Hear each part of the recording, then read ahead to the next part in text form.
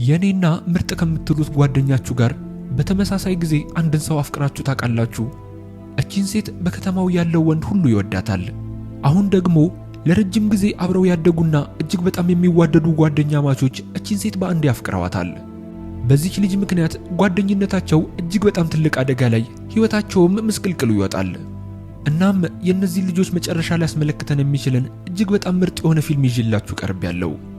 ወደ ፊልሙ ከመግባታችን በፊት አዳዲሶች ቻናሉን ሰብስክራይብ እያደረጋችሁ ይህንን ቪዲዮም ሁላችንም ላይክ ማድረጋችንን አንርሳ። ወደ ፊልሙ እንለፍ። ይመቻችሁ። ፊልሙ የሚጀምረው እርጋታ የሰፈነበትንና ውብ የሆነን አንድ ታዋቂ የሥነ ጥበብ ሁለተኛ ደረጃ ትምህርት ቤትን እያስመለከተን ነው። እዚህ ያሉ ተማሪዎች በሙሉ ስነ ስርዓት ያላቸውና ለራሳቸው አጥብቀው የሚጨነቁ በመሆናቸው ቀናቸውን በፈገግታና በአዎንታዊነት ስሜት ተሞልተው ነው የሚጀምሩት። ጂ ከተባለች አንዲት ተማሪ በስተቀር ሁሉም ሰው በተመሳሳይ ዓለም ውስጥ የሚኖር ሲሆን እሷ ግን በራሷ ዓለም ውስጥ ብቻ ነበር የምትኖረው። በዚህም ማንም ሰው ወደ ህይወቷ እንዲገባ የማትፈቅድና ማንም ሰው እንዲያወራትም የማትፈልግ ሰው ናት። ሁሌም በአይምሯ ውስጥ የሚመላለሰው ብቸኛው ነገር ማጥናትና ማጥናት ብቻ ነው። በሌላ በኩል በትምህርት ቤት ውስጥ ስራቸው በዋናነት በትወና ክፍል ውስጥ ላሉ ተማሪዎች አድናቂ መሆን የሆነን ሁለት ሴት ተማሪዎችን እንመለከታለን። እነዚህ ሁለት ሴቶች የአሁኑ ወሬያቸው የሚያጠነጥነው አንዲት አዲስ ሴት ተማሪ ወደ ትምህርት ቤታቸው ተዘዋውራ ስለመምጣቷ ነው። ብዙም ሳይቆይ እቺ ሴት የመጣችው በጃፓን ውስጥ ካለ ትምህርት ቤት ውስጥ በመሆኑ ልጆቹ በአእምሯቸው ሁሉንም አይነት ድራማዊ ታሪኮችን ማሰብ ይጀምራሉ። እናም አንደኛዋ ልጅ ለጓደኛዋ ምናልባት ልጅቷ በፊት ከነበረችበት ትምህርት ቤቷ ካደረሰችው አደጋ እየሸሸች ሊሆን እንደሚችል አሊያም ደግሞ የክፍል ጓደኞቿ በድለዋት ሊሆን እንደሚችል ትናገራለች። ስለ ጉዳዩም በጣም ተራቀው ማሰብ ይጀምሩና ምናልባት እቺ ሴት የጋንግስተር ልጅ ልትሆን እንደምትችልና የትራፊክ መብራቶችን እየጣሰች የፈለገችውን የምታደርግና ቢላም ይዛ ልትንቀሳቀስ የምትችል በአደጋ የተሞላ ህይወት እየኖረች የቆየች አንዲት ሴት ልትሆን እንደምትችል መገመት ይጀምራሉ። በፊት ከነበረችበት ትምህርት ቤትም የተዘዋወረችው በዚሁ ምክንያት ሊሆን ይችላል በማለት ያለምንም ማስረጃ ቢደመድሙም ነገር ግን እውነታው ከዚህ ፈጽሞ የተለየ ሆኖ ይገኛል። ተዘዋውራ የመጣችው እቺ ልጅ ፊቷ በቆንጆ ፈገግታ ተሞልቶ ሰላም ለሁላችሁም በማለት ለሁሉም ሰላምታ የምታቀርብና በጣም ቆንጆና ጥሩ የሆነች ልጅ ሆና ትገኛለች። የልጅቷ ስም ሃና ሲሆን ራሷን ካስተዋወቀች በኋላ ስለ ኮሪያን ባህል፣ ስለ ኬፖፕ እንዲሁም ስለ ኮሪያን ድራማዎች በማንሳት ምን ያህል እንደምትወዳቸው ትነግራቸዋለች። መጀመሪያ ላይ ስለሷ እያወሩ የነበሩት ሁለቱ ሴቶችም ቆይኛ ግን ስለሷ ነበር ስናወራ የነበረው በማለት በድንጋጤ ትኩር ብለው ይመለከቷታል። በመቀጠል ሃና በዚህ ትምህርት ቤት ውስጥ ጓደኞችን ለማፍራት በጣም እንደጓጓች ስትናገር መምህሯን በሷ ጉጉት ተነክታ የሃና መነቃቃትና ሞራል እንዴት እንደተሰማት ለክፍሉ ማብራራት ስትጀምር በድንገት ጂ መምህሯን ልጅቷን አቁማ የራሷን ሐሳብ ማብራራት እንድታቆም ትጠይቃታለች። ሃናም በዚህ ሰዓት ከጂ አጠገብ ሄዳ ስትቀመጥ ያዩትን ማመን ያቀታቸው ወረኞቹ ሴቶች እያቸው እርስ በርስ ሲሞጋገሱ ደግሞ ጂ ፈገግ እያለች ነው ወይስ መነጽር የቆሸሾ ነው በማለት ስለነሱ ማንሾካሾክ ይጀምራሉ። እዚህ ጋር ፊልሙ በታሪክ ወደ ኋላ ተመልሶ አንድ ምሽት ላይ ጂ ከጥናት ማዕከል ስትወጣ የክፍል ጓደኛዋ የሆነው ሂያን በር ላይ ሲጠብቃት ቆይቶ ቦርሷን በመቀበል እንደሷ ያለ ጎበዝ ተማሪ የራሷን ቦርሳ መሸከም እንደሌለባት ሲነግራት ያስመለክተናል። በሚቀጥለው ቀን ጂ እንደተለመደው ከጥናት ማዕከሉ ስትወጣ ፍቅረኛዋ እንደ ከዚህ በፊቱ እየጠበቃት አልነበረም። በዚህም ግራ ተጋብታ ብቻዋን እየተራመደች መሄድ ትጀምርና ወደሱ ለመደወል ብትሞክርም ስልኩ ዝግ ስለነበር ሊጠራላት አልቻለም። ወዲያውኑ ግን በድንገት ድምጹን ትሰማና ዞር ስትል ከሃና ጋር ተቀምጦ እየተሳሳቀ ምግብ ሲበላ ትመለከተዋለች። በዚያ ጊዜ ጂ ገና ሃናን ስላላወቀቻት በንዴት ተሞልታ ወደነሱ በመሄድ ሁለቱም ላይ ከጮኸችባቸው በኋላ ለሃና እሱ የሷ እንደሆነና ማንም ሰው እንዲወስድባት እንደማትፈቅድ እንዲሁም እሱ ከራሷ የግል ንብረቶች አንዱ አድርጋ እንደምትቆጥረው በግልጽ ከተናገረች በኋላ ከተቀመጠበት ጎትታ ታነሳዋለች። ሂያን እንድትረጋጋና ሁሉንም ነገር እንደሚያብራራላት በመግለጽ ቢለምናትም እሷ ግን ምንም እድል ሳትሰጠው እየዋሻትና እያታላላት እንደሆነ በመግለጽ ፍቅረኛ የለኝም ብለኸኝ አልነበር በማለት ትቆጣዋለች። በስተመጨረሻም እንደምንም ያረጋጋትና ሃና በጃፓን ቅርንጫፍ በሚማርበት ሰዓት የቀረበችው ጥሩ ጓደኛው እንደሆነችና እሱ ስለ ጂ ብዙ ጊዜ ያወራላት ስለነበር ሃና እሷን ለመታወቅ በመፈለጓ ከማዕከሉ እስክትወጣ ድረስ ምግብ እየበሉ እየጠበቋት እንደነበር ይነግራታል። ከዚያም ጂ የተናገረቻቸው ቃላቶች ልክ ባለመሆናቸው ይቅርታ እንድትጠይቅና ሃናን በአግባቡ እንድትቀበላት ይጠይቃታል። ጂም በዚህ ሰዓት በፍጥነት ነገሩን በሌላ መንገድ በመረዳቷ አፍራ ይቅርታ ከጠየቀቻት በኋላ ሃናን ሰላም ትላታለች። እናም አሁን ላይ በዚህ ምክንያት ነው ጂ ሃናን ክፍል ውስጥ አጠገቧ እንድትቀመጥ የፈቀደችላት። ከክላስም በኋላ ጂ ከሃና ጋር በትምህርት ቤቱ ዙሪያ ወክ እያደረጉ የተለያዩ ክፍሎችን ታሳያታለች። በመጀመሪያ ሁሉም ሰው ትኩረት አድርጎ ወደሚሰራበት ወደ ዳይሬክቲንግ ክፍል ነበር የወሰደቻት። በመቀጠልም ወደ ትወና ክፍል እያሉም በስተመጨረሻ ወደ ማኔጅመንት ክፍል ይደርሳሉ። ያ ክፍል በዋናነት የወደፊት የአርቲስቶች ስራ አስኪያጅ መሆን የሚፈልጉ ተማሪዎች በደንብ የሚሰለጥኑበት ክፍል ነው። ከዚያም ወጥተው ሲራመዱም ሃና ከዓመታት በፊት የወጣን አንድ አሮጌ የሆነ የፊልም ፖስተር አይታ በፖስተሩ ላይ ያለው ይሄ ትንሽዬ ጀግና ልጅ ምናልባት አሁን ላይ አድጎ እጅግ በጣም ታዋቂ ሊሆን ይችላል በማለት ስትናገር ጂም ይሄ ተዋናይ አሁን ላይ የክፍል ጓደኛቸው መሆኑንና ስሙም አን እንደሚባል ትነግራታለች። ይሄ ልጅ በትምህርት ቤት ውስጥ ካሉ ሸበላ ወንዶች ውስጥ አንደኛው ሲሆን በጣም ብዙ ሴቶችም በሱ ፍቅር ያብዳሉ። ሌላኛው በሱ ቡድን ውስጥ ያለው ሳይ የሚባል ልጅ ሲሆን እጅግ በጣም ደግ ልብ ያለውና መልከ መልካምና ገር የሆነ ልጅ ነው። ሶስተኛው ኦወን የሚባል ልጅ ሲሆን የማህበራዊ ሚዲያ ኮከብና በተማሪዎች ዘንድም 200,000 ተከታዮችን በማፍራቱ ታዋቂ የሆነ ልጅ ነው። እናም ሌላኛውና አራተኛው ደግሞ የጂ ፍቅረኛ ሲሆን እሷ ሁል ጊዜ ማራኪና እምነት የሚጣልበት መልከ መልካም ነው በማለት ታወድሰዋለች። እነዚህ አራት ወንዶች በመላው ትምህርት ቤት ውስጥ ምርጥ አራት ወንዶች ተብለው ስለሚታወቁ በማንኛውም ቦታ ሲንቀሳቀሱ ሁከትና ትርምስን ይፈጥራሉ። ብዙ ጊዜ አንዳንድ ሴቶች ሲጮሁ፣ ሌሎቹ ደግሞ ራሳቸውን እስከ መሳት ድረስም ይደርሳሉ። ሃና በዚህ ሰዓት ከሂያን ጋር ቅርብ ስለሆነችና ከጂ ጋርም ቆማ ስለነበር ወደ እሷ ጠጋ ብለው ይተዋወቋታል። ሃና ሁል ጊዜ ቦርሳዋ ላይ የተገጠመች ቆሳ የምትባል ትንሽዬ የድብ አሻንጉሊት እንደምትይዝና ልምድ ሆኖባት ፈጽሞ ከቦርሳዋ ላይ እንደማትለየው በዚህ ሰዓት እናያለን። በሚቀጥለው ቀን ሃና ወደ ትምህርት ቤት ስትሄድ ግቢ ውስጥ ያሉ ትናንሽ ነገሮችም ሳይቀር በጣም እያስደነቋት ስለነበር ሁሉንም ቦታ እየዞረች ፎቶ ማንሳት ትጀምራለች። ራሷን ሰልፊ እያነሳችም በድንገት አን ከጀርባዋ እንዳለ ታይና ወደሱ በመሄድ አድናቂው እንደሆነች ትነግረዋለች። እሱም ግን በትዕቢት ተሞልቶ የተናገረችው ነገር ሙሉ በሙሉ የተለመደ እንደሆነና ሁልጊዜ በዙሪያው ካሉ ሰዎች የሚደርሰው አድናቆት እንደሆነ በመናገር ከዛ ቦታ ጥሏት ይሄዳል። በኋላ ላይ ሃና ከሲያንና ሳይ ከተባለው ልጅ ጋር እየተራመደች ሳለ ሳይ ውሃ በጣም እንደጠማው ለሃና ይነግራታል። በዚህ ሰዓት ሂያን ሳይን ሃና ውሃ እንዳላት እንዴት ሊያውቅ እንደቻለ ይጠይቀዋል።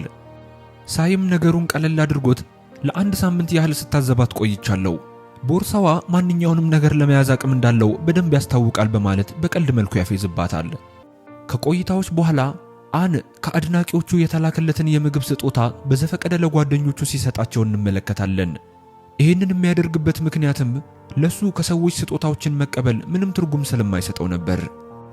በተቃራኒው ደግሞ ሃና ሁል ጊዜ በሁሉም ነገር ያለማቋረጥ የምትደነቅ ልጅ ስትሆን በዚህም ባህሪዋ ጂ የአንድን ታዋቂ ደራሲ መጽሐፍ ስታነብ ታያትና ዋው የዚህን ሰውዬ መጽሐፍ ታነቢያለሽ እንዴ?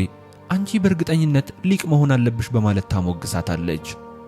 ጂም አስቀጥላ ሁል ጊዜ የደራሲውን ስራዎች እንደምትከታተልና ምክንያቷም ደግሞ የሱ ቃላቶች በጥሩ ሁኔታ ስለሚመራትና በአእምሯ ውስጥም ያሉ ሐሳቦችን ያለምንም ስህተት እንድትተገብር ስለሚረዳት እንደሆነ ተነግራታለች። በዚህም ጊዜ ሃና በላይብረሪ ውስጥ የዚህ መጽሐፍ ሌላ ቅጂ መኖሩን ትጠይቃታለች። ጂም በእርግጠኝነት መጽሐፉ ሊገኝ እንደሚችል ነገር ግን መጽሐፉ የተጻፈው በኮሪያኛ እንጂ በጃፓንኛ እንዳልሆነ ልታሳውቃት ትሞክራለች። ሃናም አንዴ አይምሮዋን አንድ ነገር ላይ ካሳረፈች እሱን ለማሳካት ሁልጊዜ መንገድ እንደምታገኝ በራስ መተማመን ተሞልታ ትመልስላትና መጽሐፉ ለሷ የሚሆን እንደሆነ ለማየት ወደ መጽሐፍ ቤት ሄዳ መጽሐፉን ለማንበብ ትሞክራለች። በዚያው ቅጽበት ሳይም ወደ ላይብረሪው መጥቶ እሷን ማውራት ይጀምርና ትንሽ ተንኮል ሊሰራባት አስቦ ከመደርደሪያው ላይ የወሰደችውን መጽሐፍ እንደያዘች አይኖቿን ጨፍና ጣፋጭ ከረሜላዎችን እንድትመኝና ምኞቷ እውን እንደሚሆን ይነግራታል።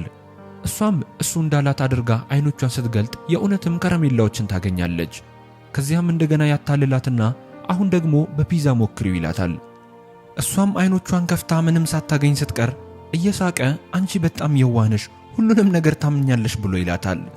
በኋላም ላይ ወደ ክፍል እንደገቡ መምህራቸው ተማሪዎቹን በቡድን ተከፋፍላቸውና እያንዳንዱ ቡድን ከትወና ክፍልና ከማኔጅመንት ክፍል አንዳንድ ተማሪ ማቀላቀል እንዳለባቸው በመግለጽ ሌሎች ትምህርት ቤቶች በሴሚስተር አጋማሽ ላይ ፈተናዎች ሲኖራቸው የነሱ ትምህርት ቤት ግን የተለየ በመሆኑ በሚድ ፋንታ ፕሮጀክት እንደሚሰጣቸው ትነግራቸዋለች። ቀጥላም የእያንዳንዱን ቡድን ስም አባላት መጥራት ስትጀምር ሃና ከሳይና ከአን ጋር መመደቧ ይታወቃል። አንም ስሟን በሰማበት ቅጽበት እሷ ወደ ኋላ የምታስቀረው ጀማሪ ተማሪ እንደሆነች በማሰብ በረጅሙ ተንፍሶ ወደ እሷ እያየ የመጣሽው ከተራ ትምህርት ቤት ነው አደል ብሎ በግልጽ ይጠይቃታል። እሷም አዎ ብላ ስትመልስለት ልክ ሕይወቱ እንዳበቃች ያህል ሙሉ ስሜቱ ይቀያየራል። መምህሯም ወዲያውኑ በቁጣ ትዕቢተኛ መሆኑን እንዲያቆም ትነግረውና እሷን በአግባቡ መምራትና ማገዝ እንዳለበት ታስታውሰዋለች። በተጨማሪም ጂን ተጠራትና ሃና እርዳታ ካስፈለጋት ማንኛውንም ጠቃሚ ምክሮች እንድትሰጣት ትነግራታለች። አስተማሪዋ እንደወጣችም ሃና እየሮጠች ወደ ጂ ትሄድና ልትመካባት የምትችለው ብቸኛዋ ሰው እሷ መሆኗን ትነግራታለች። ነገር ግን ጂ ይሄ የቡድን ፕሮጀክት ስለሆነ ሁሉንም ነገር ጂ ታደርግልኛለች ብላ መጠበቅ እንደሌለባትና የራሷን ኃላፊነት አውቃ ከሷ የሚጠበቁ ብዙ ነገሮች እንዳሉ ትነግራታለች። በኋላ ላይ ወንዶቹ በቅርጫት ኳስ ሜዳ ላይ ለመገናኘት ሲቀጣጠሩ ሃና ከሷ ጋር ሄዳ ጨዋታውን እንድትከታተል ጂን ትጋብዛታለች። ነገር ግን ጂ ይቅርታ በመጠየቅ ልምምድ እንዳለባትና ማጥናት ሁልጊዜም ለሷ ቀዳሚ ምርጫ እንደሆነ ትነግራታለች። ሃናም ብቻዋን ወደ ሜዳው ሄዳ በኃይልና በጉጉት ተሞልታ እንደ ማይክሮፎን የተቀረጸ ወረቀት በመያዝ ለተጫዋቾቹ በከፍተኛ ድምፅ ድጋፏን ማሰማት ስትጀምር አን ምንም ቢፈጠር ሁልጊዜም እንደሚያሸንፉ በመናገር ትንሽ እንድትረጋጋ ይነግራታል። እሷም ለአንድ አፍታ ዝም ለማለት ትሞክርና ነገር ግን ብዙም ሳይቆይ ተመልሳ በበለጠ ስሜት ኃይለኛ ድጋፏን መስጠት ትቀጥላለች። ጨዋታው ካለቀ በኋላም ሳይ አብዛኛውን ጊዜ በድብቅ የሚለማመዱበትን ምስጢራዊ ቦታ እንደሚያሳያት በመናገር ከዛ ቦታ ይዟት ይሄዳል። ወደ ውስጥ ስትገባ ግን እሷ ወደ ትምህርት ቤታቸው መቀላቀሏን አስመልክቶ ድንገተኛ ሰርፕራይዝ ፓርቲ አዘጋጅተውላት እንደሆነ ትመለከታለች። በዚህም ጂ ጨዋታውን ለመከታተል ያልሄደችው በዚህ ምክንያት እንደሆነ ይገባታል።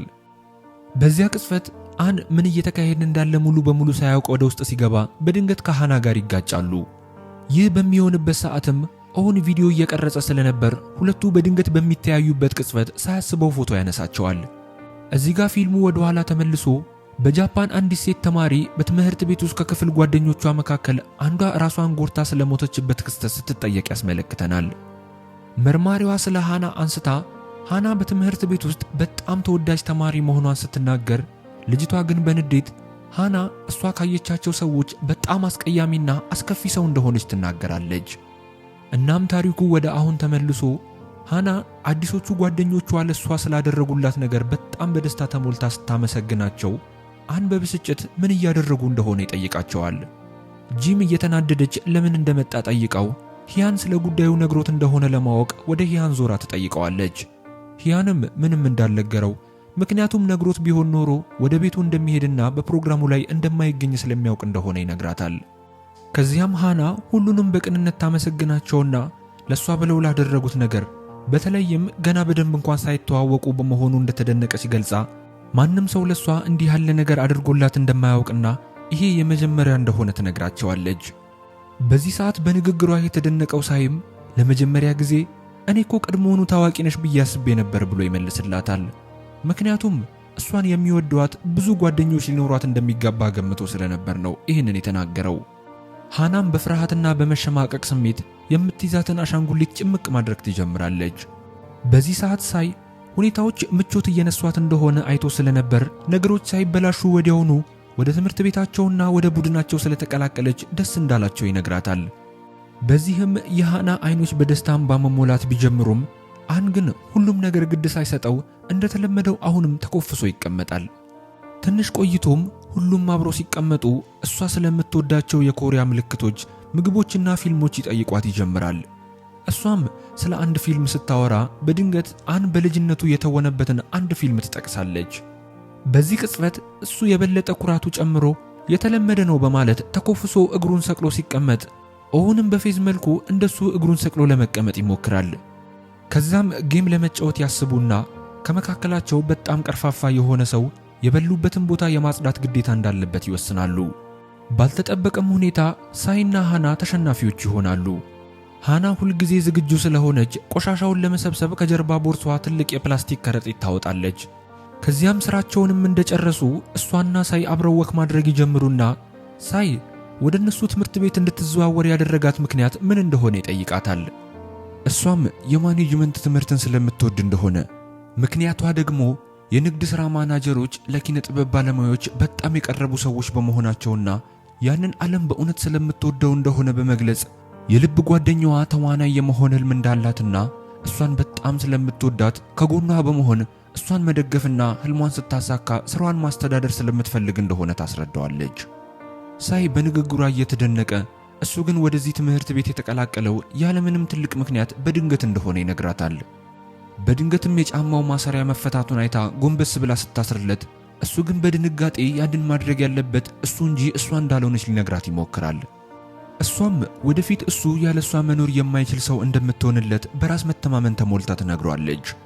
በእርግጥ እሷ ይህንን ያለችው በየዋህነት ተሞልታ ሲሆን ማለት የፈለገችውም እሱ ተዋናይ ሲሆን እሷ ደግሞ ስራ አስኪያጁ እንደምትሆንና አብረው እንደሚሰሩ ለመናገር ነበር። ነገር ግን ምስኪኑ ሳይ ቃላቶቿን በፍቅር መንገድ ነበር የተረጎመው።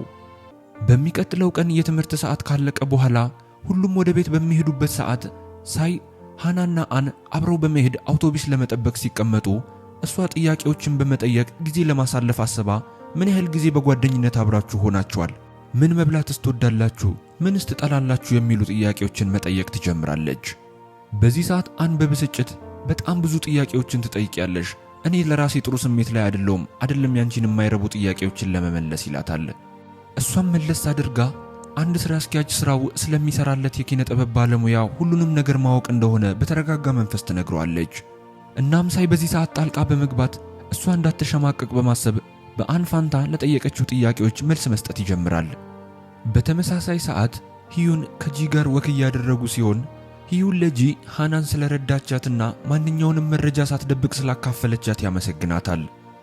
ጂም ጓደኛ እንዲኖራት የማትፈልግበት ምክንያት ሁሌም ትኩረቷን ራሷ ላይ በማድረግ ሁልጊዜ ያለምንም መዘናጋት ከፍተኛ ደረጃ ላይ ለመቆየት የምትፈልግ ሰው በመሆኗ እንደሆነ ትነግረዋለች። ነገር ግን ይሄ አስተሳሰቧ ከሱ ጋር ያላትን ግንኙነት አያካትትም። እናም ጂ ባላት አቋም ምክንያት ሴቶች በሚስጥር ውድቀቷን እየተመኙላት ለሷ ግን እንደሚወዷት እንደሚያስመስሉና ሊቀርቧት እንደሚፈልጉ ትነግረዋለች። ሂዩንም አንዳንድ ጊዜ መውደቅ ምንም ችግር እንደሌለውና ውድቀት በሁሉም ሰው ላይ የሚከሰት የተለመደ ነገር እንደሆነ በመንገር በዚህ መንገድ እንድታስበው ይመክራታል። እሷም ከመለያየታቸው በፊት እናቷ ወደ ቤት እየሸኛት እንደሆነ ካስተዋለች ነገሮች ጥሩ ስለማይሆኑ እናቷ እንዳታየው ቀድሞ እንዲሄድ ትነግረዋለች። ይህ በእንዲህ እንዳለ አን ለሳይ ወደ ላውንደሪ ቤት ሊሄድ እንደሆነ እየነገረው የሱን የስፖርት ጫማ እንዲያሳጥብለት ይፈልግ እንደሆነ ይጠይቀዋል። ሳይም በፍጥነት ወደሱ እየሮጠ ሄዶ አይተዋቸው እኔው አጥበዋለሁ ብሎ ይቀበለዋል። እውነታው ግን ሃና የጫማ ማሰሪያውን ስላሰረችለት ብቻ ያንን ጫማ ማንም እንዲነካበት ስላልፈለገ ነበር። ጫማዎቹን በጫማ ማስቀመጫ ውስጥ ሊያስቀምጣቸውና እንደ ውድ ሀብትም ሊያያቸው ፈልጎ ነበር። በሌላ ቀን በመማሪያ ክፍል ውስጥ መምህራቸው በጣም ብዙ እይታዎችን እያገኙ ላሉት ሃሽታጎች ትኩረት እንዲሰጡና ልክ እንደ ሞዴሎች በየቀኑ ቪዲዮዎችን እንዲለቁ ትነግራቸዋለች። ቀጥላም ከፍተኛ እይታና ተከታዮችን የሚያገኝ ማንኛውም አካውንት በአንደኛ ደረጃ ምድብ ውስጥ እንደሚመደብ ትነግራቸውና በቀጥታ ወደ ሃና ዞራ በሳምንት ቢያንስ 2 ቪዲዮዎችን እንድትለቅና መጀመሪያ ላይ እይታዎቹ በጣም ከፍተኛ ባይሆኑም እንኳን ተስፋ መቁረጥ እንደሌለባት ትነግራታለች። በዚህ ሰዓት ሌሎቹ ተማሪዎች መምህሯ ለምንድነው አብዛኛውን ንግግሯን ለሃና ብቻ የምታደርገው በማለት እያጉረመረሙ ነበር። መምህሯ በመቀጠል ሁሉም ተማሪዎች በዚህ ሳምንት አካውንታቸውን እንዲከፍቱና እንዳይሰንፉ ትነግራቸዋለች። ከትምህርት በኋላ መምህሯ ጂን ወደ ጠረጴዛዋ ትጠራትና የትምህርት ቤት ክፍያዋ እንዳልተከፈለ በማስታወስ እናቷ በቅርቡ ልትከፍል እንደሚገባ ልታስታውሳት እንደሚገባ ፍንጭ ትሰጣታለች። በአፍረት የተሞላችው ጂም እናቷ ዘንግታው መሆን እንዳለበትና ሆን ብላ እንዳልዘገየች አስረድታ ይቅርታ ጠይቃ ትወጣለች። ከዚያም ለእናቷ መልእክት መጻፍ ትጀምርና ነገር ግን ከቅርብ ጊዜ ወዲህ በመካከላቸው ያለው ግንኙነት ሰላማዊ ባለመሆኑ ሐሳቧን ቀይራ ወደ ክፍሏ ትመለሳለች። ሃና ጂ ያለችበትን ሁኔታ ስለማታውቅ በጣም እድለኛ ነሽ፣ እንደኔ አይነት ችግሮች በህይወትሽ ላይ የሉም ትላታለች። ቀጥላም በልምድ ማነስ ምክንያት እንደፈራችና አንና ሳይ በሷ ሊበሳጩ እንደሚችሉ በመግለጽ ስጋቷን ታስረዳታለች። ጂም የሁለቱን ፎቶዎች በተለያየ ጊዜ እንድትለጥፍና አንዴ የነሱ አድናቂዎች ካስተዋሉት ላይኮች እንደ ከባድ ዝናብ አካውንቷ ላይ እንደሚጎርፉ ታስረዳታለች። ነገር ግን ሃና የበለጠ ማራኪ የሆነ ሐሳብ በመፈለጓ አንና ሳይን የሚያጎላ ነገር እንደምትፈልግ ትነግራታለች። እናም ጂ የነሱን የዕለት ተዕለት ተግባራት የሚያሳይ ቪዲዮ ልክ እንደ ቭሎግ በየቀኑ እንድትቀርጽና እንድትለጥፈው ይህም እይታዎችን በከፍተኛ ሁኔታ እንደሚያሳድግላት ትነግራታለች። ሃናም አመስግናት ወዲያውኑ እንደምትጀምር በመናገር በማህበራዊ ሚዲያ ላይ በፍጥነት የሚጫኑ ፕሮፌሽናልና አዝናኝ የሆኑ ቪዲዮዎች እንዴት መፍጠር እንደምትችል ማጥናት ትጀምራለች። ከጨረሰችም በኋላ ወደ ክፍሏ ስትመለስ ሚያ በምትባል ተማሪ የሚመሩ ሴቶች መንገዷን ይዘጉትና ሚያ የአድናቂዎች ክለብ መሪ መሆኗንና የአን አድናቂ እንደሆነች ትነግራታለች። ሃናም በትህትና እሺ ታዲያ ምንድነው ማድረግ ያለብኝ ብላ በመመለስ ለማለፍ ስትሞክር፣ ነገር ግን ሚያና ጓደኞቿ ለመንቀሳቀስ ፍቃደኛ ባለመሆን መንገዱን ዘግተውት ሚያ ሃና በማኔጅመንት ክፍል ውስጥ ከሆነ ያለችው ለምን ሁል ጊዜ ከአን ጋር እንደምትሆን ትጠይቃታለች። ቀጥላም ከሱ ጋር ፎቶ እንድታነሳትና ያንን ፎቶ በሷ ፕሮጀክት ውስጥ እንድታካትተው ትጠይቃታለች። ምክንያቷም የህይወት ህልሟ ሁሉም ተማሪዎች አብረው እንዲያዩአቸው ስለምትፈልግ እንደሆነ ትነግራታለች።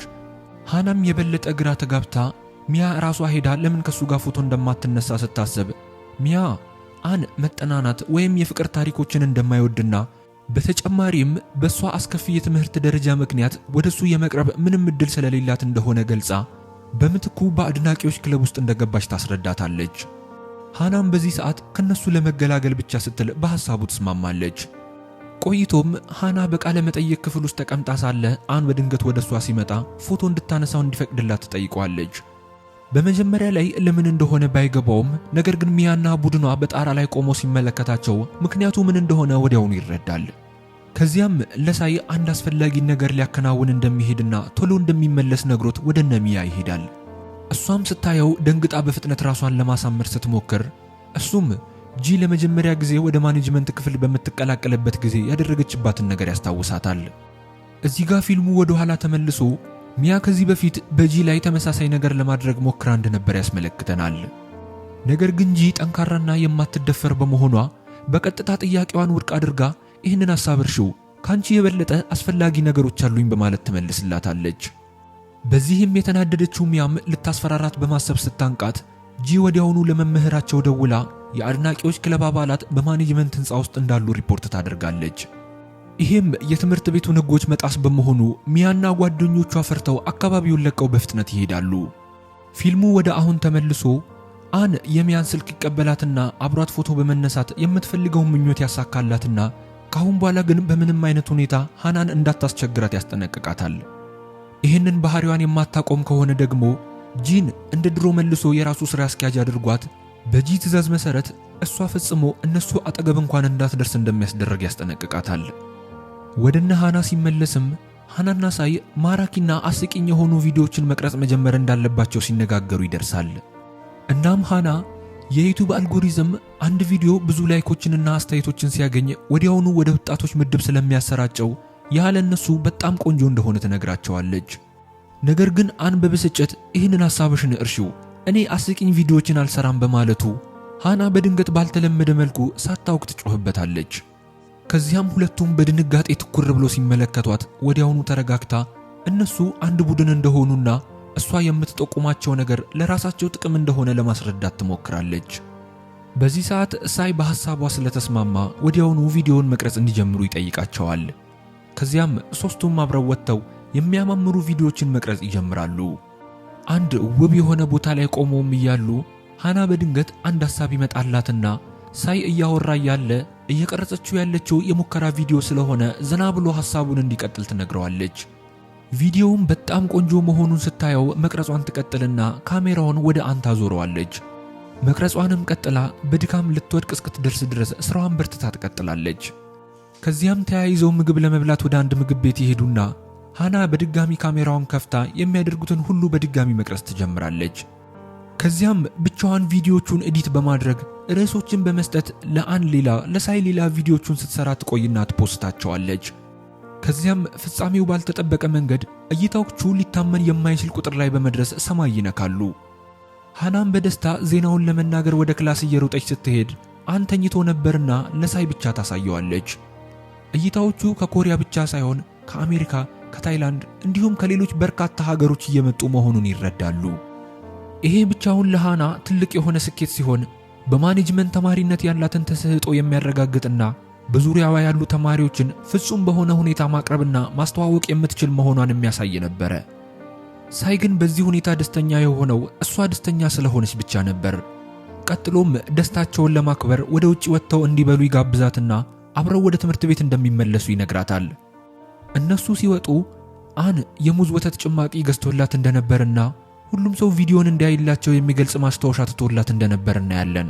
ነገር ግን ከሳይ ጋር መሄዷን ሲያይ ማስታወሻውን አንስቶት ጭማቂውን ለራሱ ይጠጣዋል። በሌላ በኩል ሁለት ሴት ተማሪዎች በመታጠቢያ ቤት ውስጥ ሆነው ሃና ስለለጠፈቻቸው ቪዲዮዎች እያወሩ እሷ ምን ያህል ቆንጆ እንደሆነችና ምን ያህል እንደሚወዷት ሲነጋገሩ ጂ በሌላኛው ክፍል ውስጥ ተቀምጣ ሁሉንም ነገር እያዳመጠች ነበር። እናም ተማሪዎቹ ስለ ቪዲዮዎቹ ሲያወሩ ስትሰማ ጂ ግልጽ የሆነ የቅናት ስሜት ይሰማታል። ከዚያም ወደ ክፍሏ ስትሄድ ሃና ወደ እሷ ትመጣና እጇን ይዛ እንደተለመደው ከሷ ጋር በፈገግታ ለመራመድ ትሞክራለች። ነገር ግን ጂ በድንገት እጇን በመግፋቷ ሃና ወዲያውኑ ይቅርታ በማለት አስደንግጣት እንደሆነ ትጠይቃታለች። ጂም በቁጣ ጮክ ብላ አዎ አስደነገጥሽኝ በማለት ትታት ብቻዋን ወደ ክፍሉ ትገባለች። ሃና ግን ተስፋ ሳትቆርጥ ገብተው እንደተቀመጡ በቦርሳ ውስጥ ያሉትን ጣፋጮች ሁሉ ለጂ ትሰጣታለች። ነገር ግን የጂ አእምሮ ሙሉ በሙሉ እንደሷ ያለ አዲስ መጤ እንዴት እኔን በልጣ እኔ ካገኘሁት በላይ እይታዎችን ልታገኝ ቻለች በሚል ጥያቄ በመሞላቱ ሃናን ተከታታዩን የቪዲዮ ቀረጻ ለመቀጠል እቅድ እንዳላት ትጠይቃታለች። ሃናም በፈገግታ አው እንደዚህ መሳካቱን እስከቀጠለ ድረስ እኔም እቀጥለዋለሁ ብላ ትነግራታለች። በዚያ ቅጽበት ጂ ሐሳቡን ለሷ ከመስጠት ይልቅ ራሷ ጋር ማስቀረት እንዳለባትና ያንን ማድረጓ አሁን ላይ እንደሚቆጫት ትናገራለች። ቀጥሎም ቁጣዋን በሃንና በአን ላይ ለመወጣት ወደ እነሱ በመሄድ እናንተ እዚህ ኳሳችሁን ትለማመዳላችሁ፣ በምናደርገው ሥራ ላይ ግን አንድም እኔን እያገዛችሁኝ አይደለም በማለት ትጮህባቸዋለች። በተመሳሳይ ሰዓት ሚያ የአንን ቪዲዮ ስታይ ቆይታ ጓደኞቿ ሃናን ወደ እሷ እንዲያመጧት ትጠይቃቸዋለች። እነሱም ምስኪኗን ልጅ ልክ እንደ ወንበዴ እየጎተቱና እያንገላቱ ወደ እሷ ያመጧታል። በመጀመሪያ ሚያ ጣቶቿን በማንቋቋት ልታስፈራራት የፈለገች ብትመስልም በምትኩ ግን የፈለጉትን ነገር ስላሳካችላት አመስግናት ለራሷ ያዘጋጀችውን የጊዜ ሰሌዳ በማንሳት ሃና በትክክል እንድትከተለው ትነግራታለች። በንግግሯ ወቅትም ሃናን የሷን ትዕዛዝ ብቻ ለመፈጸም የተዘጋጀች አስማተኛ አድርጋም እየቆጠረቻት ነበር። እናም ሃና ከነሱ ስትለይ ከአን ጋር አብረው ፎቶ ሲነሱ በነበረው ጊዜ አን ለሷና ለሳይ ሲያናግራቸው የነበረበትን መንገድ በማስታወስ ስለ አን ማሰብ በመጀመሯ ወዲያውኑ ጭንቅላቷን በመነቅነቅ ስለሱ ማሰብ እንድታቆም ራሷን ታሳምነዋለች። በዛው ሰዓት መምህራቸው የተማሪዎችን የደረጃ ሰንጠረዥ ስትለጥፍ አይታት ትቆምና መምህሯ ሃና ገና አዲስ ተማሪ ብትሆንም ሁሉንም ተማሪዎች በደረጃ መብለጥ እንደቻለች ትነግራትና በጉብዝናዋም ታሞግሳታለች። በየሳምንቱ አርባርብም የተማሪዎች የሳምንት የደረጃ ውጤት እንደሚለጠፍ ነግራት ስትሄድ ከበስተጀርባዋ ቆመው የነበሩ ሁለት ተማሪዎች ጂ ወደ ሁለተኛ ደረጃ ላይ ዝቅ በማለቷ በጣም ይደነግጣሉ። በዚያው ቅጽበት ጂም ወደ ቦታው ትመጣለች። ሴቶቹም እንዲሁ በድንጋጤ ውስጥ እያለሽ የመታሰቢያ ፎቶ ያስፈልግሽ ይሁን በማለት ያፌዙባታል። እሷም በጣም በቅርቡ እንደገና ወደ አንደኛ ደረጃነት እንደምትመለስ በቁጣ ትመልስላቸዋለች። ጂም ከቦታው ከሄደች በኋላ ሴቶቹ ለሃና ጂ ከማንም ጋር ጓደኛ ሆና እንደማታውቅና ሃና ልዩ የሆነችው ከሂዩን ጋር ቅርብ ስለሆነች ብቻ እንደሆነ ይነግሯታል። በሌላ በኩል ጂ ከሂዩንና ከአን ጋር ሆና ብዙ ተከታዮችንና ላይኮችን ያስገኙናል ብላ በማሰብ መልካምነታቸውን የሚያሳዩ ቪዲዮዎችን ለመስራት እንዲችሉ እሷ ያመጣቻቸውን ሐሳቦች እንዲከተሉ ስታስረዳቸው እነሱ ምንም ባያደርጉም በቅናቷ ምክንያት በትክክል ማየት ተስኗት እያገዟት እንዳልሆነ ስለተሰማት በጭፍን ትቆጣቸውና ጥላቸው ትወጣለች። ማታ ላይም ሂዩን ለሃና ከጂ በተወሰነ መልኩ መራቅ እንዳለባት ምክንያቱም በጂ ባህሪ ምክንያት መጎዳት ስለሌለባት እንደሆነ ይነግራታል። ሃናም ጂ ከሷ ጋር ጓደኛ የሆነችው ከእሱ ጋር ስለምትቀራረብ ብቻ እንደሆነና ሌላ የማታውቀው ነገር ካለ እንዲነግራት ትጠይቀዋለች። ነገር ግን ሂዩን ጥያቄውን ሳይመልስላት ለጂ የትምህርት ቤት የደረጃ ውጤቷ ለሷ በጣም አስፈላጊ ነገር እንደሆነ ብቻ ይነግራታል። በሚቀጥለው ቀን ክፍል ውስጥ ጂ ሃና ወደሷ መጣ እንዳትቀመጥ ሆን ብላ ሌላ ሴት ከጎኗ እንዳስቀመጠች በማየቷ በጣም ትገረማለች። ቆይቶም ጂ በመታጠቢያ ቤት ውስጥ ከሚያ ጋር ስታወራ ሃና አንን የምትከተለው እንደምትመስልና የምትጭናቸው ቪዲዮዎችም በመሰረቱ አብረው ያሳለፏቸው የትውስታ ጊዜዎች እንደሆኑ ትነግራታለች። ሌላው ቀርቶ ሃና ወደነ አን ቤት እንደምትሄድም እንደሰማች ትነግራታለች። ነገር ግን እስካሁን የምታወራላት እያንዳንዱ ወሬ በራሷ የፈጠረችው የውሸት ታሪክ ነበር። መላው ታሪክ ውሸት ቢሆንም ጂ በሚያ ጭንቅላት ውስጥ መርዝ መትከል ስለፈለገች ነበር ይህንን ሁሉ ያደረገችው። ሚያም በዚሁ ሰዓት በልቧ ለሃና መጥፎ ዕቅድን ማቀድ ትጀምራለች። በሌላ በኩል ሃና በአንድ ክፍል ውስጥ ተቀምጣ ያለ አን ወደ እሷ ሄዶ እንደተከፋች በማየቱ በእሷና በጂ መካከል ስላለው ውጥረት ይጠይቃታል። እሷም ዝም ብለው እርስ በርስ የተወሰነ ርቀት እየተሰጣጡ እንደሆነ ትነግረዋለች። አን ግን አስቀድሞ የተፈጠረውን እውነታ በደንብ አድርጎ ስለሚያውቀው በህይወቷ ውስጥ በጣም አስፈላጊው ነገር ምን እንደሆነ ይጠይቃታል። እሷም ከጎናቸው መቆምና መደገፍ የምትችላቸው ጓደኞች መኖራቸው መሆኑን ትገልጽለታለች። እሱም እሷን ደስተኛ ለማድረግ ፈልጎ ስለነበር በልጅነቱ አንድ ፊልም ላይ ሲተውን የተጠቀመበትን ትንሽዬ ቁልፍ ይሰጣትና ከልቡ የሰጣት ስጦታ ስለሆነ መልካምን እድል ይዞላት እንደሚመጣ ይነግራታል። ሃናም በስጦታው በጣም ደስተኛ ሆና ከትንሽዬ ጥንቸላዋ አጠገብ ቦርሳዋ ላይ ታንጠለጥለዋለች። ነገር ግን ደስታዋ ብዙም ሳይቆይ ከዛ ቦታ እየሄደች ያለ ሚያ እግሯን ጠልፋ ትጥላትና ወደ ጣሪያው ላይ እየጎተቱ ያወጧታል። ከዛም ሚያ ሃና ወደ ትምህርት ቤቱ የመጣችው ሆን ብላ አንን ለማማለል እንደሆነና የቪዲዮ ፕሮጀክቱ ማሳበቢያ ብቻ እንደሆነ ትናገራለች። ሃና በዚህ ሰዓት ዝም ስትላትም ሚያ የጥንቸል አሻንጉሊቷን ትቀማትና መሬት ላይ ወርውራው በእግሯ ትጨፈልቀዋለች። በዚህ ቅጽበት ሃና በድንገት ተቀያይራ ከዚህ በፊት ማንም አይቶት የማያውቀውን ጎኗን በማውጣት በራስ መተማመን ተሞልታ ሚያን የአንድ ሰው ጓደኛ ለመሆን ከማሰቧ በፊት መጀመሪያ ጥሩ ሰው መሆን መማር እንዳለባት ትነግራታለች። በዚህ ሰዓት ሚያ በፍርሃት ተሞልታ ሃና ወንበዴ እንደሆነች እርግጠኛ በመሆን ለጓደኞቿ ለመናገር እየጮኸች ትሮጣለች። በአጋጣሚ አን እዛ አካባቢ ስለነበር ሁሉንም ነገር ሰምቶ ነበርና በሃና ምላሽና ጥንካሬ በጥልቀት ይደነቃል። ቆይቶም ሃና የተቀደደውን የጥንቸል አሻንጉሊቷን ሰፍታ ቀረጻቸውን እንዲቀጥሉ እና አንን ለማግኘት ትወጣለች። በመንገድ ላይ ያሉ ሴቶች አንን ባዩበት ቅጽበት በደስታ ያለማቋረጥ መጮህ በመጀመራቸውና በየሄዱበት ሁሉ እየተከተሏቸው ስለነበር ሃና አንን ማስክ ፊቱ ላይ እንዲያደርግ ትነግረዋለች። እሱ ግን በምትኩ ማስኩን አይኖቿ ላይ እንደ ጭንብል አስቀምጦት እጇን ይዞ መንገድ ይጀምራል። እሷን ለማስደሰት እሱና ሳይ የተለያዩ መጠጦችና ምግቦች ያሉበት ትንሽዬ ዝግጅት አዘጋጅተው ነበር። እሷም ስልኳን አውጥታ መቅረጽ እንደጀመረች አን በራሱ ተነሳሽነት ስለሚወዳቸው ፊልሞች ማውራት ይጀምራል። እንዲህ ያሉ ቪዲዮዎችም የተሻለ ውጤቶችን እንደሚያመጡ እርግጠኛ ስለነበር በተቻለው መጠን ጥሩ ጎኑን ለማሳየት ይሞክራል። ከዚያም አብረው ሲጫወቱ እርስ በእርስ ውሃ ሲረጫጩ ቪዲዮው እጅግ በጣም ቆንጆ ይሆንላቸዋል። ተመልካቾችም እስከ መጨረሻው ድረስ ቪዲዮአቸውን በደስታ መመልከት ይጀምራሉ። እዚህ ጋር ፊልሙ ወደ ኋላ ተመልሶ ሃና የጥንቸል አሻንጉሊቷን በምታጥብ ሰዓት ቀይ ፈሳሽ ከውስጡ ሲወጣ እንመለከታለን። እጇም ክፉኛ በደም ተጨማልቆ ስለነበር እሱንም ለመታጠብ እየሞከረች ነው። ወዲያውኑ ፊልሙ እዚህ ጋር ወደ አሁን ተመልሶ እሷ ምግብ ስታዘጋጅ አን ከጎኗ ቆሞ ፈገግታዋ ለምን የውሸት እንደሚመስልና ልክ በውስጧ ከምትደብቀው ነገር ለማምለጥ ደግ ለመሆን እንደምትሞክር በቀስታ ይጠይቃታል። እሷም በጭንቀት ሁል ጊዜ የምትስቅ በጣም የቅርቧ የሆነች ጓደኛ እንዳለቻትና እሷን በጣም ስለምትወዳት እሷም ልክ እንደሷ መሳቅ ስለምትፈልግ እንደሆነ ትነግረዋለች። እሱም እያደረገች ያለችው ነገር ስህተት እንደሆነና የውሸት ፈገግታን ከመልበስ ይልቅ ራስን መሆን የተሻለ እንደሆነ ይነግራታል። በኋላም አንና ሳይ ከመካከላቸው አንዳቸው ቾፕስቲክ ይዘው መምጣት በመርሳታቸው መከራከር ይጀምሩና ሁለቱም እርስ በርሳቸው ግዴለሽ ነው በመባባል ይካሰሳሉ። ሃናም አጠገባቸው ደርሳ ጠቡ ስለምን እንደሆነ ከተረዳች በኋላ እየሳቀች አትጨነቁ ቦርሳዬ ውስጥ ሁሉም ነገር አለ በማለት ከቦርሳዋ ውስጥ ቾፕስቲክ ታወጣለች። በዚህ ቅጽበት ሳይ በፍቅር አይኖቹ ያያት እሷ ጣፋጭ እንደሆነችና በዚህም ምክንያት ምንም ነገር እንደማትረሳ ይነግራታል። አንም የሳይን አስተያየት አይቶ ትኩረቱን ለመመለስ ቾፕስቲኩን ከጠረጴዛው ጋር በኃይል ያጋጨዋል።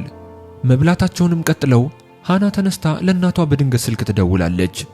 ይህ በእንዲህ እንዳለ ጂ ብቻዋን በተስፋ መቁረጥ ውስጥ ተሞልታ ጨረቃን እያየች በውስጧ እያደገ ያለ ጨለማ እንዳለ ማሰብ ትጀምራለች።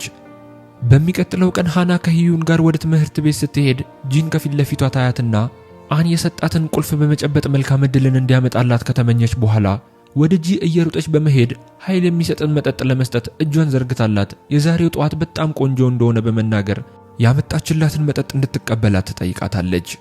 ነገር ግን ጂ በተቃራኒው ኮስተር ብላ ይሄ ቀን በሰላም የሚቀጥል አይመስለኝም ብላ ትመልስላታለች።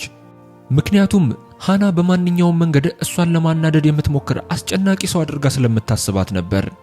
ሂዩን በዚህ ሰዓት በጂ ባህሪ በጣም ተበሳጭቶ ሃና መጠጡን ለሷ ብላ እንዳመጣችላት በመጥቀስ እንድትወስዳቸው ይነግራታል።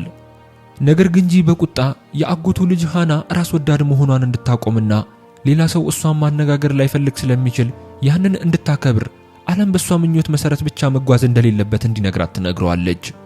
አስቀጥላም ለሃና እኔን መረበሽ ካልፈለግሽ እኔ አንቺን አውቄ እንደማላናገርሽ አንቺም እኔን እንዳታናግሪኝ ብላ ትታቸው ከዛ ቦታ ትሄዳለች። ሂዩን ከበስተጀርባዋ ደጋግሞ ቢጠራትም እሷ ግን መልስ ሳትሰጠው በመሄዷ ሃና ከባድ የሀፍረት ስሜት ይሰማታል። ጂ ወደ ክፍል ስትገባ የደረጃ ወረቀቱን እንደገና አይታ ለሁለተኛ ተከታታይ ሳምንት ሃና አሁንም በአንደኛ ደረጃ ላይ በመሆኗ የበለጠ ተበሳጭታ ወረቀቱን ቀዳ የመጣል ፍላጎት ያድርባታል። ሁሉም ወደ ክፍላቸው እንደገቡም መምህራቸው ሃና እንዴት የላቀ ውጤት ማምጣት እንደቻለችና ለሁለት ተከታታይ ሳምንት እንዴት አንደኛ ሆና እንደቀጠለች ለክፍል ጓደኞቿ እንድታስረዳ ትጠይቃታለች። ከዚያም ወደ አንና ሳይዞራ ከሴት አድናቂዎቻቸው የሚመጡላቸው የአድናቆት ደብዳቤዎች እንዴት እያደረጋቸው እንደሆነ ትጠይቃቸዋለች። እነሱም በአግራሞት የአንዳቸውንም ደብዳቤ አንብቦት እንደማያውቁ ሲነግሯት በዚህ በኩል ሃና ንግግሯን ትቀጥላለች። ጂን ከዚህ በላይ እንዳታበሳጫት በማሰብ በጥንቃቄ ንግግሯን ካደረገች በኋላ የክፍል ጓደኞቿን በሙሉ አብረው ስኬታማ መሆን እንዲችሉ በራሳቸው ላይ እንዲሰሩ ትመክራቸዋለች። ትምህርቱ ሲያልቅም ሃና አሁንም ጂን ለማነጋገር ብትሞክርም ነገር ግን ጂ እንድትናገር ምንም አይነት እድል ሳትሰጣት በፍጥነት ክፍሉን ለቃ ትወጣለች። ወንዶቹም በሴቶቹ መካከል ላለው እብደት ማንኛውንም መፍትሄ ለመፈለግ አብሮ ይሰባሰባሉ። ከዚያም ሳይ ሃና ቅርጫት ኳስ ሲጫወቱ እንድትቀርጻቸው በመጠየቅ ውጥረቱን ቀለል ሊያደርገው ይሞክራል። እሷም ተስማምታ አብራቸው በመሄድ ቪዲዮ አዝናኝና የማይሰለች በሚሆንበት መንገድ መቅረጽ ትጀምራለች። በመሃልም ኳሱ ከአንዳቸው እጅ አምልጦ ሃናን ፊቷን ሊመታት ሲል አን እንደምንም በእጁ በመከላከል ኳሱን ያርቀዋል። ይህንን ያየችው ሚያም እብድ በመሆን በሁለቱ መካከል አንድ ነገር ሊኖር ይችላል የሚለው ሐሳብ በቅናት እንድትቃጠል ያደርጋታል። አንም ቀጥሎ ሃናን ከሜዳው ውጪ እንድትቆምና ከሩቁ እንድትቀርጻቸው ይነግራታል። በዚህ ሰዓት ሚያ ራሷን መቆጣጠር የበለጠ ከባድ ይሆንባታል። ጓደኛዋም የምትፈልገው መረጃ ሁሉ እንዴት ማግኘት እንደምትችል እንደምታውቅ ታስታውሳታለች። ሚያም በዚህ ሰዓት ስለ ሃና በደንብ ለማወቅ እንዲያግዛት ዘንድ የሃናን ሙሉ ስም እስከነ አያቷ ድረስ እንድታጣራላት ትጠይቃታለች። ጓደኛዋም የሃናን ስም እስከነ አያቷ ድረስ ከዚህ በፊት ሰምታው ስለነበር እንደምንም ታስታውሰውና ትነግራታለች። በዚያኑ ቀን ምሽት ሃና በመኝታዋ ሆና አን በዚያ ቀን ስላደረገላት እንክብካቤ እያሰበች አእምሮዋን ለማረጋጋትና ስለሱ ማሰብ ለማቆም ትሞክራለች። በሚቀጥለው ቀን በድጋሚ ከአንና ከሳይ ጋር እየተራመደች ያለ በድንገት በብስክሌት ልትገጭ ስትል አን በፍጥነት ጎትቶ ያተርፋትና ወደሱ እያየች በውስጧ እንደዚህ አይነት ነገሮችን ማድረግህን ከቀጠልክ በፍቅር መውደቄ የማይቀር ነው እያለች ከራሷ ጋር ታወራለች። እሱም በመቀጠል እንደራበው ይነግራቸውና አብረው ምግብ እንዲገዙ ይጠይቃቸዋል። ከዚያም በኋላ ሃናና ሳይ ለጥቂት ሰዓት አብረው ቁጭ ብለው ማውራት ይጀምሩና በያዘችው ከረጢት ውስጥ ያለውን ምግብ ሽታ ባሸተተችበት ቅጽበት በድንገት ጓደኛዋ ትዝ ትላትና ሀገሯ እንደናፈቃት ትነግረዋለች።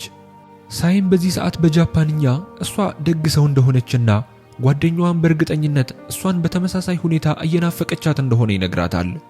ይሄ የሱ የሚያጽናና ንግግርም አይኖቿን በእንባ እንዲሞሉ ያደርጋትና እሷን የሚያረጋጋት ሰው በምትፈልግበት ጊዜ ሁሉ እንዴት ማጽናናት እንዳለበት ሁልጊዜ በትክክል በማወቁ አስደናቂ ሰው እንደሆነ ትነግረዋለች። ቆይተውም ስራ ይጀምሩና ሳይ ወደሚኖርበት ቤት ሄደው ሁለቱ የፋሽን ስታይላቸውን ለህዝብ ለማሳየት ፎቶዎችን መነሳት እንዲችሉ አልባሳትን መምረጥ ይጀምራሉ። በመሃል ሃና ካልታወቀ ሰው ኮሳን ታውቂዋለሽ የሚል መልእክት ይደርሳታል። ይህም በቦርሳ ውስጥ ከምታንጠለጥለው የጥንቸል አሻንጉሊት ጋር ተመሳሳይ ስም በመሆኑ ወዲያውኑ ትደነግጣለች። ሳይም ኑድል እንዲቀቅልላት ትፈልግ እንደሆነ ሲጠይቃት እንኳን በሐሳብ ውስጥ ተውጣ ስለነበር አንገቷን ብቻ በመነቅነቅ ትመልስለታለች። አንም የሆነ ችግር እንዳለ ወዲያውኑ አስተውሎ ስለነበር ምን እያስጨነቃት እንደሆነ ይጠይቃታል። እሷ ግን በዚህ ሰዓት ለመናገር ፈቃደኛ አልሆነችም ነበር። በሚቀጥለው ቀን የሚያ ጓደኛ ለጂ የክፍል መምህራቸው ወደ ቢሮ እንደጠራቻት ትነግራታለች። ጂም ተነስታ ወደዛ ስትሄድ ልጅቷ በሚስጥር ስልኳን ታነሳባታለች። ጂም ወደ መምህሯ ክፍል ስትደርስ ሚያ እየጠበቀቻት ታገኛታለች። ሚያም በሃና ምክንያት ይህንን ቦታ እየጠላቸው እንደመጣችና ምንም ነገር በሷ መንገድ እየሄደላት እንዳልሆነ እንደሚሰማት ትነግራታለች። ጂም ንግግሯን ታቋርጣትና መናገር የምትፈልገውን ነገር በቀጥታ እንድትናገርና ነገሮችን ማወሳሰብ እንድታቆም ትነግራታለች። ከዚያም ማያ ለጂ ሃና በቀድሞ ትምህርት ቤቷ አንዲትን ሴት ተማሪ ለመግዷት ከሞከረች በኋላ ከጃፓን እንደኮበለለች እንደደረሰችበትና ታሪኩ በጃፓን የክልል ጋዜጦች ላይ እንደታተመ ገልጻ ነገሩን የባሰ ለማድረግ ማያ ዜናውን የጂን ስልክ በመጠቀም እንዳወረደችውና ሆን ብላ በጂ አካውንት በኢንተርኔት ላይ እንደለጠፈችው ትገልጻለች። ጂም በዚህ ሰዓት ራሷ በከፈተችው የቴሌግራም ግሩፕ ላይ በሷ አካውንት አማካኝነት መለቀቁን ስታይ በጣም ትጨነቃለች። በመቀጠልም ማያ ሆን ብላ የሃናን ያለፈ ታሪክ በማጋለጥ ጂን ስላጠመደቻት ጂ በጣም ትናደድና የማያን ስልክ መሬት ላይ ትከሰክሰዋለች። ይህ በእንዲህ እንዳለ ሃና ወደ ክፍሏ ስትሄድ ሁሉም ተማሪ ስልክ ይዞ ጽሑፉን እያነበበ እሷን ትኩር ብሎ እያያት ነበር። እሷም ራሷ ጽሑፉን እስክታነበው ድረስ ምን እየተካሄደ እንዳለ ምንም አታውቅም ነበርና ልክ ስታየው ሁሉም ሰው እሷ በጣም ልትደብቀው እየሞከረች የነበረውን ምስጢር እንዳወቀ ትረዳለች። ማንንም ለመጋፈጥ ወይም ከነሱ አንዲት ቃል እንኳንም ለመስማት አቅማታ ወዲያውኑ ክፍሉን ለቃ ትወጣለች። ወደ ውጪ ስትወጣም ጂን አይታት ለምን ይህንን በኔ ላይ አደረግሽብኝ በሚል በህመም በተሞሉ አይኖች ታያታለች። በዚያ ቅጽበት አራት ወንዶች ምን እየተፈጠረ እንደሆነ ለማወቅ ወደ ክፍሉ እየሮጡ ይገቡና አን ስሜቱን መቆጣጠር አቅቶት ጂን ሊቆጣት ሲል ሳይ ያስቆመውና በምትኩ ሂዩን ነገሩን እንዲይዘው መተው እንዳለበት ይነግረዋል። ሂዩንም አምኜሽ ነበር አንቺ ግን ከዳሽኝ የሚሉ በሚመስሉ አይኖች ጂን ይመለከታታል። ከዚያም ሳይና አን ሃናን ተከትለዋት ይሮጣሉ። ሃና እግሯን ማንሳት አቅቷት ዝላ እስክትደክም ድረስ መሮጧን ትቀጥላለች። በመሃልም ትንሽዬ ያሻንጉሊቷ መሬት ላይ የወደቀባት ሲሆን አንም አንስቶት ሲደርስባት ለሷ ይሰጣታል። ነገር ግን ሃና ቀና ብላ እንኳን ሳታየው ነበር በቀስታ የተቀበለችው። እዚህ ጋር ፊልሙ ወደ ኋላ ተመልሶ ሃና ጃፓን በነበረችበት ጊዜ የተፈጠረውን ነገር ያሳየናል። አንዲት ኩዛ የተባለች የልብ ጓደኛዋ ከጣራ ላይ ከመዝለሏ ጥቂት ቀደም ብሎ ይቅርታ ልትጠይቃት ወደ ሃና ደውላላት ነበር። እንደ አለመታደል ሆኖ ኩዛ አስቀድማ ራሷን ከፎቁ ላይ ወርውራ ስለነበር ሃና በጊዜ ልትደርስላት አልቻለችም ነበር። ምንም እንኳን ሃና ከዚህ ጉዳይ ሙሉ በሙሉ ንጹህ ብትሆንም አንድ ሰው ኩዛ ከዘለለችበት ጣራ ላይ ቆማ ያለች ፎቶ አንስቷት ነበር። እናም ያ ነጠላ ፎቶ ሁሉንም ሰው ሃና ጓደኛዋን ለራስ ማጥፋት ያደረሰቻት እሷ ነች ብሎ እንዲያምን አድርጎት ነበር። ሃና ኩዛን ለማስታወስ የቀራት ብቸኛው ነገር አብረው የገዙት ተመሳሳይ የሆነው አንገት ላይ የሚደረግ ጌጥ ነበር። እሱም በኩዛ ደም ተጨማልቆ ስለነበር ልቧ እጅግ በጣም ተሰብሮ እያለቀሰች ደሙን በከፍተኛ ሁኔታ አጥባ ልታጸዳው ትሞክራለች። እናም ከዛ በኋላ ኩዛ የራሷን ሕይወት ለማጥፋት የሞከረችበት ምክንያት እሷ እንደሆነች የሚገልጹ የሐሰት ወሬዎች መሰራጨታቸውን ትደርስበታለች። ከዚህ ቀደም ያየናት ረጅም ጸጉር ያላት ሴት ተማሪም በሃና ላይ በመመስከሯ ሁሉም ሰው ወሬውን በፍጥነት እንዲያምን ያደርገዋል። ሃና እውነቱን እንድትናገር ብትለምናትም እሷ ግን ፈቃደኛ አልሆነችም ነበር። ሌላው ቀርቶ ኩዛ የትኛው ሆስፒታል እንደተወሰደች እንኳን ለመናገር አልፈለገችም ነበር። በዚህም ምክንያት የኩዛ እናት ሃና ደጋግማ ብትደውልም ምላሽ ለመስጠት ፈቃደኛ አልነበረችም። ሌላ አማራጭ ያጣችው ሃናም ጽሑፉን ያሳተመችውን ጋዜጠኛ ፈልጋ ታገኛትና ኩዛ ብቸኛ ጓደኛዋ እንደነበረች በማስረዳት የዘገባውን ስህተት እንድታስተካክለው ትለምናታለች። ነገር ግን ጋዜጠኛዋ ክሶቹ በዛች ረጅም ጸጉር ባላት ልጃገረድ ምስክርነት የተደገፈ መሆናቸውን በቀዝቃዛ ስሜት ትመልስላታለች። ሃና ሙሉ በሙሉ ተስፋ ቆርጣ ምን ማድረግ እንዳለባት ግራ ገብቷት እዛው መሬት ላይ ትወድቃለች። እዚህ ጋር ፊልሙ ወደ አሁን ተመልሶ አን ሃናን እያጽናናት ተስፋ እንዳትቆርጥ እየነገራት ነው። እሷ የተናገረችውን እያንዳንዱን ቃል እንደሚያምንና ሁልጊዜ ከሷ ጎን እንደሚሆን ሁልጊዜም እንደሚያዳምጣት ቃል ይገባላታል። ሃናም በዚህ ሰዓት በስሜት ተውጣ እንባዋን ስታፈስ እሱም በቀስታ ያቅፋታል። ይህ ሁሉ ነገር ሲፈጠር ሳይ ከርቀት ቆሞ እያያቸው ነበር። በዚህ በኩል ደግሞ በክፍል ውስጥ አንድ ተማሪ ስለ ሃና ወሬ በማውራት የተጠመዱ ተማሪዎችን ለማረጋጋት ሲሞክር ቆይቶ እውነታውን ለማወጣጣት ጂን ነገር ሲፈልጋት እሷም ሁኔታውን ሳትክድ ለማንኛውም እውነታው ውሎ አድሮ መውጣቱ እንደማይቀር በተረጋጋ መንፈስ ትነግረዋለች።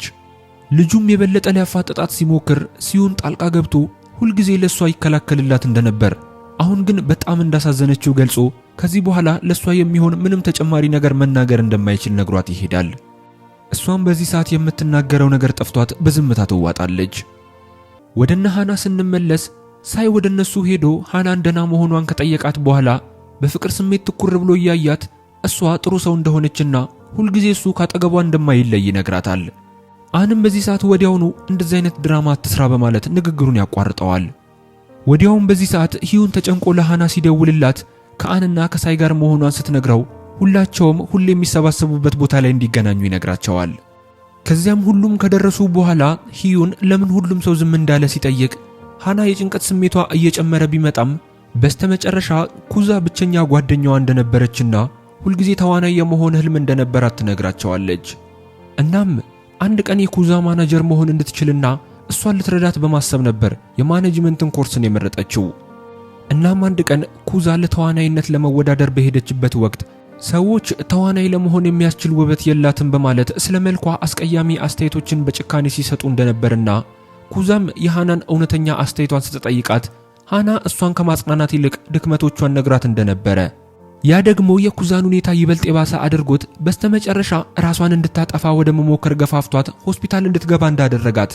ከዚያን ጊዜ ጀምሮ ሃና ራሷን መውቀስ እንደጀመረችና ነገሮችን ይበልጥ የባሰ ለማድረግ ጋዜጦች የኩዛን የራስ ማጥፋት ሙከራ እንዳስከተለች በሐሰት እንደከሰሷት ተናግራ፣ ይህ ሁሉ ቢሆንም ግን ሃና ኩዛ እንደምታገግምና ስኬታማ ተዋናይ እንደምትሆን ሁለቱም አብረው ህልማቸውን እንደሚያሳኩት ታምን እንደነበረ ትነግራቸዋለች። በዚህ ሰዓት ከመሐከላቸው አንዱ ከዚህ ሁሉ ክስተት በኋላ ኩዛ ምናልባት ሃናን እንደ ማናጀር ፈጽሞ እንደማትቀበላት በድንገት ሲናገር፣ ሃና ምላሽ ከመስጠቷ በፊት አንም ወዲያውኑ መጥቶት አፉን እንዲዘጋ ይነግረዋል። ከዚያም ሁሉም ሰው ሃናን ለማጽናናት የተቻለውን ማድረግ ይጀምራል። በኋላም ሂዩን ጂን ከትምህርት ቤት ውጪ ጠብቆ ያገኛትና ምንም እንኳን እሷን ቀደም ብሎ ለመከላከል የሞከረ ቢሆንምና እሷ ኮስታራ ሰው ብትሆንም በህይወቱ እሷን ፈጽሞ ጠልቷት እንደማያውቅ ይነግራታል። በተቃራኒው ሁል ጊዜ ይወዳት የነበረ ቢሆንም በተፈጠሩት ነገሮች ምክንያት ለተወሰነ ጊዜ እርስ በእርሳቸው መራራቅ ያለባቸው እንደመሰለው ሲነግራት፣ እሷን ከመጥላት ምን እንዳገደው ትጠይቀዋለች። እሱም ምንም ያህል ቢሞክርም አሁንም እሷን መጥላት እንደማይችልና አይኖቿን ሲያይ ሁሉም ስሜቶቹ ተመልሰው እንደሚመጡበት ይነግራታል። እየተፈጠረ ስላለው ስለ ሁሉም ጉዳይ ጂ ምንም ግድ እንደሌላት ብታስመስልም ነገር ግን በክፍል ውስጥ ወዳለው ወደ ሃና ባዶ ወንበር ደጋግማ ትመለከታለች። ምክንያቱም ሃና ወደ ትምህርት ቤት ስላልመጣች ነበር። በሌላ በኩል ሃና አሁንም የደም ምልክቶች ያሉበትን የኩዛ የአንገት ጌጥ አውጥታ በባህር ዳርቻው አጠገብ ብቻዋን ተቀምጣ አብረው ያሳለፏቸውን ጥሩ ጊዜያቶች እያሰበች ምን ያህል ከልብ ደስተኛ እንደነበሩ ታስታውሳለች። በሌላ በኩል ሂዩን ከጂ ጋር የተነሳቸውን የድሮ ፎቶዎች እያየ ሲተክዝ ጓደኛው ወደሱ መጥቶ ስልኩን ከእጁ ላይ በመንጠቅ ምናልባት ፈጣሪ ያንን ግንኙነት በማቆም አድኖህ ሊሆን ይችላል በማለት ያለፈ ነገር ላይ ማተኮር እንደሌለበት ይነግረዋል። ሂዩንም ወዲያውኑ ስለሷ መጥፎ ነገር እንዳይናገር ግንኙነታቸው ጥቂት ቀናት ብቻ የፈጀ ነገር ሳይሆን ብዙ ዓመታትን አብረው እንዳሳለፉ ያስታውሰዋል። ጓደኛው ግን መልሶ በሷ ሙሉ በሙሉ ተማርኮ በመኖሩ ያሾፍበታል። ልክ በዚህን ጊዜ አን ለሃናና ለኩዛ የድጋፍ ቪዲዮ እንዲቀርጹ ሐሳብ ይዞ በመምጣቱ ሁሉንም ነገር ማዘጋጀት ይጀምራሉ። ከዚያም እሱና ሳይም በቪዲዮ ላይ ለመሳተፍ ፈቃደኛ ስለነበሩ የኩዛን የመጨረሻ ውይይት ከሃና ጋር በድጋሚ ይሰሩታል። ነገር ግን በቪዲዮ ላይ ጉዳዩን በሐዘን ሳይሆን በተስፋ ቃላቶች በመቀየር ኩዛ በህይወት እንድትቀጥል ህልሞቿን እንድታሳድድና ሁልጊዜ መሆን የምትፈልገውን ታዋቂ ተዋናይ መሆን እንድትችል እያበረታቱ ነበር የሰሩት። ቪዲዮንም ከጫኑት በኋላ በፍጥነት ቪዲዮ በየቦታው መሰራጨት ይጀምራል። በሌላ በኩል ማያና ቡድኗ ጥረታቸው ሁሉ ከንቱ እንደሆነ በንዴት እያግረመረሙ ወደ ጣራ ሲሄዱ ከነሱ መካከል አንዷ አንና ጓደኞቹ ለሃና የድጋፍ ቪዲዮ እንደጫኑና እነሱ የደከሙበት ውሸት ሙሉ በሙሉ እንዳጋለጣቸው ትነግራቸዋለች። በዚህ ሰዓት ሂዩን በአካባቢው ቆሞ ስለነበር ሁሉንም ነገር ሰምቶ በንዴት ፊት ለፊት ወጥቶ ይጋፈጣቸውና ምን እንዳደረጉ እንዲያስረዱት ይጠይቃቸዋል። እነሱም ቀደም ሲል ስለ ሃና የተለቀቀውን የሐሰት ጽሑፍ ለማውጣት የጂን ስልክ እሷ ሳታውቅ በሚስጥር ወስደውት እንደፖሰቱት ይነግሩታል። ሂዩንም በስተመጨረሻ ጂ ንጹህ እንደነበረች ሰምቶ በጣም እያዘነ ለምን ራሷን ለመከላከል እንዳልሞከረች በማሰብ ወደ ክፍሏ በፍጥነት ሄዶ ከልቡ ይቅርታ ከጠየቃት በኋላ ሁልጊዜ እንደሚወዳትና እሱ የተናደደው እሷ በእርግጥ እንዲህ ያለ ጨካኝ ነገር ልታደርግ ትችላለች ብሎ ስላመነ ብቻ እንደነበረ ገልጾ እሷን ማመንና የእሷን እውነታ ማዳመጥ እንደነበረበት ይነግራታል። እሷ ዳግመኛ ልታናግረው ባትፈልግ እንኳን የምትወስነውን ማንኛውም ውሳኔ እንደሚያከብር ነግሯት ሊወጣ ሲል ጂም እሷም እንደምትወደው ገልጻ ይቅርታ ተጠይቀዋለች። ቀጥላም እሷ ለሃና በእውነት በጣም እንደምታዝንላትና በስተመጨረሻም የእውነት ታስብላት እንደነበር እንደተረዳች ትነግረዋለች። ወደ ኋላ መለስ ብላ ስታስበውም እንደ ትምህርት ቤት ፕሮጀክት ያለ ትርጉም የለሽ ነገር ጠላት እንዲያደርጋቸው መፍቀዷ ሞኝነት እንደነበረ ታምናለች። በሚቀጥለው ቀን ጧት ሃና ሊጠብቃት የሚችለውን የሰዎች የፍርድ አስተያየት እያሰበች በፍርሃት ብቻዋን ወደ ትምህርት ቤት እየሄደች እያለ አንና ጓደኞቹ ከኋላዋ መጥተው አብረው ከጎኗ በመራመድ ከእንግዲህ ሁሉንም ነገር ብቻዋን መጋፈጥ እንደሌለባት ይነግሯታል። የነሱ ድጋፍ በእፎይታና በደስታ ሞልቷትም ወደ ክፍል ስትገባ የክፍል ጓደኞቿም በሞቀ ሁኔታ ይቀበሏታል። ትንሽ ቆይቶም ጂ ወደ እሷ ሄዳ እሷ ቀደም ብላ እንድታበድራት የጠየቀቻትን መጽሐፍ ትሰጣታለች። ሃናም ሁለቱ በስተመጨረሻ እንደገና ማውራት በመጀመራቸው እጅግ በጣም ተደስታ ከቦርሷ ውስጥ የሚጠጣ ጁስ አውጥታ ስትሰጣት ጂ በዚህኛው ዙር እምቢ ከማለት ይልቅ ጠረጴዛዬ ላይ አስቀምጪልኝ እወስደዋለሁ ትላታለች። ከዛም ሃና ያንን ልታደርግ ልትነሳ ስትል ጂ ፈገግ ብላ አጠገቧ ያለው ወንበር ላይ እንድታስቀምጠው ምክንያቱም ከዚህ በኋላ ከሷ አጠገብ እንደምትቀመጥ ትነግራታለች። በስተመጨረሻም በትንሽ የክፍል ፕሮጀክት ምክንያት የተጀመረው ትርጉም የለሽ ጦርነት አብቅቶ ሁለቱ ሴቶች በሰላም ይታረቃሉ። ከክላስ በኋላም ሃና አንና ጓደኞቹ ወደሚሰባሰቡበት የተለመደ ቦታ ስትሄድ አን በንብረቶቹ ሁሉ ላይ ስሙ ያለበትን መለያ በመለጠፍ ተጠምዶ ታገኘዋለች።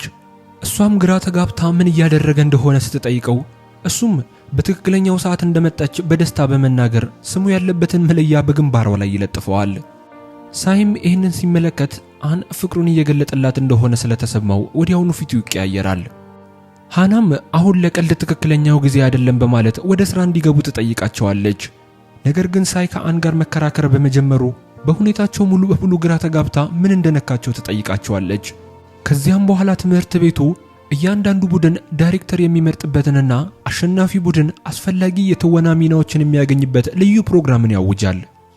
በሚቀጥለው ቀን ሁሉም ወደ ዝግጅቱ ለመሄድ ሲገናኙ ሳይ እንደለመደው ሃናን ቆንጂዬ ነሽ ብሎ ሲጠራት አን ወዲያውኑ ተበሳጭቶ ተስፋ የቆረጠ ፍቅረኛ ነው የምትመስለው በማለት ይጮህበታል። ሳይም እሱን ችላ ብሎት ሃናን ማን አጠገብ ለመቀመጥ እንዳቀደች ይጠይቃታል። ሃናም ግራ ተጋብታ ከጂ አጠገብ መቀመጥ እንደምትፈልግ ስትናገር ጂ ግን ከፍቅረኛዋ አጠገብ ለመቀመጥ ትመርጣለች። ሃናም ሌላ ምርጫ ስላልነበራት መጨረሻ ላይ ባለው ወንበር በሁለቱ መሃል እንደምትቀመጥ ትነግራቸዋለች። ነገር ግን ሳይ ቦታው ስለማይመች ከፊት ለፊታቸው ያለው ወንበር ላይ እንድትቀመጥ ይነግራታል። ሃና እንደተቀመጠችም ሁለቱ ወንዶች ለሚሊዮንኛ ጊዜ እንደለመዱት መከራከራቸውን ሲቀጥሉ ወደ እነሱ ሄዳ መሃላቸው ገብታ በመቀመጥ ራሷን ስላመማት ዝም እንዲሉ ተለምናቸዋለች። ነገር ግን ብዙም ሳይቆይ በድንገት እንቅልፍ ይወስዳታል። ሳይም በቀስታ አቀማመጧን አስተካክሎ በትከሻው ላይ እንድትተኛ ያደርጋታል። ለራሱ ፈገግ እያለም ይሄ ከሰማይ የተሰጠው ምልክት እንደሆነ በመናገር ይቀልዳል። ቆይቶም አንሸለብ ካረገው እንቅልፍ ሲነቃ ሃና በሳይ ትከሻ ላይ መተኛቷን ሲመለከት በቅናት ደሙ ፈልቶ በቀስታ የሃና እጅ ላይ ስሙን በመጻፍ በራሱ ትከሻ ላይ እንድትደገፍ ጭንቅላቷን በቀስታ ያንቀሳቅሰዋል። በስተመጨረሻም ወደ ቦታው ሲደርሱ ሃና አን ስሙን በእጇ ላይ እንደጻፈ ትመለከትና በድንጋጤ አጥባ ልታስለቅቀው ትሞክራለች። ነገር ግን ቀለሙ ሊለቅ ስላልቻለም አማራጭ የላትምና እንደዛው ትተዋዋለች። ከዚያም ዳይሬክተሩን ከማግኘታቸው በፊት ሁሉም ሰው እንዲዘጋጅ የቻለችውን ማድረግ ትጀምራለች። በዚህ ሰዓት አን ለራሱ ተፈጥሯዊ ገጽታው እንደሚበቃውና ፊቱ በሜካፕ የተሸፈነ ማንኛውም ሰው ከጎኑ እንዲቆም እንደማይፈልግ በኩራት ተናግሮ ወጥቷቸው ይሄዳል። ሃናም የሳይን ገጽታና ልብሶቹን ስታስተካክል እሱም በአድናቆት እያያት እያለ የአን ስም በእጇ ላይ መጻፉን ያስተውላል። በብስጭትም ተሞልቶ አን ሁልጊዜ ስሙን በላዩ ላይ የሚጽፍበት የታሪክ መጽሐፉ መስለሽው ነው እንዴ በማለት ወዲያውኑ ጽሑፉን በኮንሲለር ይሸፍነዋል። ብዙም ሳይቆይ ሰዓቱ ደርሶ ዳይሬክተሩን ሊያገኙት ሲሄዱ ዳይሬክተሩን ተኝቶ ያገኙታል። ሲነሳም በቀጥታ ወደ ነጥቡ በመግባት ሁሉም እድሉን ለማግኘት በቂ የሆነ ውበት እንዳላቸው በመናገር የትወና ሚናዎችን ከሰጣቸው በኋላ የትኛውም በተሻለ ሁኔታ መተወን የሚችል ሰውና እሱን ማስደመም የሚችል የትኛውም ሰው ለመላው ቡድኑ ዋናውን ሚና እንደሚያሸንፍ ይነግራቸዋል። ቀጥሎም ዳይሬክተሩ አንን ጠንክሮ በመስራትና ስክሪፕቶችን በደንብ በማስታወስ አድንቆ ያመሰግነዋል። ትንሽ ቆይቶም አን ሳይን አብረው እንዲለማመዱ ሲጠይቀው ሳይ በንዴት ሁልጊዜ የእያንዳንዱን ሰው ሚና መወሰን እንደማይችል ነግሮት ጥሎት ይሄዳል። ውጪ ላይም ብቻውን በተቀመጠበትም ዳይሬክተሩ ወደሱ ሄዶ በእንደዚህ አይነት ጊዜ በእውነት የሚደግፈው ብቸኛው ሰው ጓደኛው እንደሆነ ይነግረዋል። ሳይም ስለ ጓደኛው አን ከሁሉም ነገር ባሻገር ያስብ ስለነበር እነዚህ ቃላቶች በጥልቀት ልቡን ይነኩታል። በኋላም ላይ ተሰብስበው ጌም መጫወት ይጀምሩና የጨዋታው ሕግ ለተጠየቁት ጥያቄ መልስ መስጠት፣ እምቢ ካሉ ደግሞ አንድ ሙሉ ጠርሙስ ሶዳ መጠጣትን የሚያስገድድ ነበር። ከዚያም ሳይ ሃናን ይወዳት እንደሆነ ሲጠየቅ መልስ ከመስጠት ይልቅ አንድ ሙሉ ጠርሙስ ሶዳ መጠጣት ይመርጣል። ቀጥሎም ተመሳሳይ ጥያቄ ለአን ሲቀርብለት እሱም አንዲት ቃል ሳይናገር ሙሉ ጠርሙሱን መጠጣት ይመርጣል። የሃና ተራ ሲደርስም እድሉ ቢኖራት ከሁለቱ ወንዶች መካከል ከማናቸው ጋር መተወን እንደምትመርጥ ትጠየቃለች። እሷም ወዲያውኑ ሳታንገራግር አን ብላ ትመልሳለች። አንም ስሙን በሰማበት ቅጽበት ሙሉ ፊቱ በትልቅ ፈገግታ ተሞልቶ ዓለም ላይ አንደኛ የወጣ የሚመስልም ነበር። ነገር ግን ሃና ምክንያቷን ስትጠየቅ እኔ ከሁለቱም ጋር ማናጀር ሆኜ እየሰራው ስለሆነ አንዱን መምረጥ ስላለብኝ እንጂ ምንም ለኔ ልዩነት የለውም በማለት ትመልሳለች። ሳይም በዚህ ሰዓት ወዲያውኑ እሱ እንዳሸነፈ ይሰማዋል። ጓደኞቻቸውም ጨዋታው ወደ ሌላ ጦር ሜዳ ከመቀየሩ በፊት በፍጥነት ጨዋታውን ለማቆም ይወስናሉ። ከዚያም ሃናና ጂ ወክ ለማድረግ ወጥተው ጂ ሃናን የምትወደው ሰው እንዳለ ትጠይቃታለች። በዚህ ሰዓት መልሱ በጣም ግልጽ ቢሆንም ሃና ግን ፈገግ ብላ ልትገልጸው የማትችለው ሚስጥር እንደሆነ ትነግራታለች። በሚቀጥለው ቀን ጧት ዳይሬክተሩ ለተወዳዳሪዎች አንድ ሌላ ውድድርን ያውጃል። በዚህ ጊዜ አሸናፊዎቹ ጠቃሚ ተጨማሪ ነጥቦችን ያገኙ ነበር። ውድድሩ ሲጀመርም አን ሳይን በሃና ፍቅር ለመጀመሪያ ጊዜ የወደቀው መች እንደሆነ ይጠይቀዋል። ሳይም እሷ የጫማውን ክር ያሰረችለትንና ፈገግ ያለችበትን ቅጽበት ያስታውሳል። ከዚያም እሱ መልሶ ያንኑ ጥያቄ አንን ሲጠይቀው ባልተጠበቀ ሁኔታ አን በትምህርት ቤት ለመጀመሪያ ጊዜ ባያት ቀን በፍቅሯ እንደወደቀ ይነግረዋል። ከዚያም ሁለቱ በውድድሩ ወቅት በጣም ከመፎካከራቸው የተነሳ እንደገና ሲጣሉ ዳይሬክተሩ በመካከላቸው ገብቶ ወዲያው ይለያያቸዋል። በእነሱ ፉክክር ምክንያትም አንዳቸውም በአሸናፊነት ደረጃ አላጠናቀቁም ነበር። በተቃራኒው የነጂ ቡድን ውድድሩን ያሸንፋል። ወደ ትምህርት ቤትም ከተመለሱ በኋላ ሳይ ለሃና ከልቡ የመነጨ የፍቅር ደብዳቤን ይጽፍላታል። ነገር ግን ልክ እሱ ጽፎ እንደጨረሰ ሃና ወደሱ ትመጣና ሊደብቀው ከመቻሉ በፊት ታየዋለች። እሷም ደብዳቤውን አንስታ እያንዳንዱ ቃላቶችን ካነበበች በኋላ የምትናገረው ነገር ይጠፋታል። እሱም በሷ ላይ ጫና ማድረግ ስላልፈለገ መልስ ከመስጠቷ በፊት ስለ ጉዳዩ በጥንቃቄ እንድታስብበት በቀስታ ይጠይቃታል። ከተወሰነ ጊዜ በኋላም ሁሉም በሚመጣው እረፍት ወቅት ምን እንደሚያደርጉ ለመወያየት ይሰበሰባሉ። በዚህ ሰዓት አን ሃናና ሳይ በጣም እንደተቀራረቡ አይቶ ሁኔታው ምቾት ስለነሳው ከዚህ በላይ ምንም ሊመጣ የሚችልና እማጣውም ነገር ሊኖር አይችልም በማለት ስልኩን አውጥቶ አብረሽኝ እንዴት መውጣት ትፈልጊያለሽ በማለት ለሃና ቴክስት ያደርግላታል። ሃናም መልእክቱን ስታነበው በጣም ደንግጣ ምንም አይነት መልስ ሳትመልስለት ትቀራለች። አንም ወደ ቤቱ ከሄደ በኋላም የሃናን ምላሽ በጉጉት እየጠበቀ ቀኑን ሙሉ ስልኩ ላይ ሲያፈጥ ይውላል። ከዛም ሳይ ከቤት ሊወጣ መሆኑን ሲያይ ሃናን በሚስጥር ሊያገኛት ይችላል ብሎ በመጨነቅ ወዲያውኑ የት እንደሚሄድ ይጠይቀዋል። ሳይም የአካል ብቃት እንቅስቃሴ ለማድረግ እየሄደ እንደሆነ ይነግረዋል። ትንሽ ቆይቶም ሃና በስተመጨረሻ ለአን እንዲገናኙ የሚጠይቅ መልእክት ትልክለታለች። በዚህም እጅግ በጣም ተደስቶ ሎተሪ እንዳሸነፈ ሰው ይደሰታል። ከዚያም ለሷ አዘጋጅቶት የነበረውን የአንገት ጌጥ አውጥቶ ያደርገውና ወደ ላከችው ቦታ ይሄዳል። ነገር ግን ልክ እንደደረሰ መጀመሪያ ያየው ሳይም በመሆኑ እንደተታለለ ይረዳል። ወዲያውም ሌሎች ጓደኞቻቸው ሁሉም እዚያ መሆናቸውን ያስተውላል። ሃና ሁሉንም የጋበዘቻቸው ሲሆን ለሁሉም ሰዎች ምግብ አዘጋጅታ ነበር። ሁሉም ሰው ከተቀመጠም በኋላ ሳይን ብቻውን ልታናገረው እንደምትፈልግ ነግራት ወስደውና ከኪሷ ደብዳቤ አውጥታ ትሰጠውና በቀስታም መልሷ እንደሆነ ትነግረዋለች። እሷም ከዛ ቦታ እንደሄደች ደብዳቤውን ሲከፍተው እሱ ልትወደው የምትችለው እንደ ጓደኛና እንደ ማኔጀር ብቻ እንደሆነ ወደፊት ስኬታማ እንዲሆን ከልቧ እንደምትመኝለት የሚገልጽ ደብዳቤ ነበረ። ማለትም በቀጥታ አማርኛ የጠየቃትን የፍቅር ጥያቄ እምቢ ብለዋለች። እሱም በዚህ ሁኔታ ልቡ እጅግ በጣም ቢሰበርም ወደ ቡድኑ ተመልሶ አብሯቸው ጊዜ ማሳለፉን ይቀጥላል። ከዚያም ሃና አብረው ያሳለፏቸውን ቆንጆ ትዝታዎች በሙሉ ያካተተ የፈጠራ ቪዲዮ ለሁሉም ማሳየት ትጀምራለች። ቪዲዮውን እየሰራች ያለም በትምህርት ቤት ህይወቷ ወቅት ምን ያህል ደስተኛ ቅጽበቶችን እንደሰጧት በማሰብ ፈገግታዋን ማቆም እንዳልቻለች ትነግራቸዋለች። ከዚያም ራሷን ለማጥፋት ሙከራ ያደረገችው ኩዛም አሁን በሙሉ ሁኔታ ስለዳነች በስተመጨረሻም በሚቀጥለው ሳምንት ወደ ቤት እንደምትመለስ ትነግራቸዋለች። ልክ በዚህ ሰዓት በድንገት ያልተጠበቀ ዝናብ መዝነብ ይጀምርና አንም እድሉን ለመጠቀም በማሰብ በሁሉም ሰው ፊት ሃናን ይጠራትና እጇን ይዟት በዛ ከባድ ዝናብ ውስጥ አብሮ መሮጥ ይጀምራሉ። ዝናቡ በስተመጨረሻም ካባራ በኋላ ሃና በቅዝቃዜው ምክንያት መንቀጥቀጥ ስትጀምር አንም ወዲያውኑ ጃኬቱን አውልቆ በቀስታ ትከሻዋ ላይ ካደረገ በኋላ የፍቅር ስሜቱን ይገልጽላታል። እሷ በህይወቱ ውስጥ መኖሯ ብቻ ከምንጊዜውም በላይ ደስተኛ እንዳደረገውና ከዚህ በኋላ ጥላው ብትሄድ እንኳን ልቡ እጅግ በጣም ቢሰበርም ሁልጊዜ በልቡ ውስጥ ትልቅ ቦታ እንደሚኖራት ይነግራታል። ከዚያም ጠጋ ብሎ ከዚህ በፊት ለሷ ሰጥቷት የነበረውን የቁልፍ ጌጥ ከአንገት ጌጧ ላይ አውልቆ የራሱ ጌጥ ላይ ያንጠለጥለዋል። ከዚያም እሷ ፈጽሞ ከዚህ በኋላ እንዳትረሳውና የትም ብትሄድ የሱ አካል ሁልጊዜ ከሷ ጋር እንደሚሆን ቃል ይገባላታል። ከዚህ በኋላ ብዙም ሳይቆይ ሃና ወደ ትውልድ ሀገሯ ትመለሳለች። አንም ከስልኩ ላይ ፎቶዎቿን ሲመለከት ቆይቶ በድንገት ሁሉም እሷን ለመጠየቅ ወደ ጃፓን መጓዝ እንዳለባቸው ሐሳብ ያቀርባል።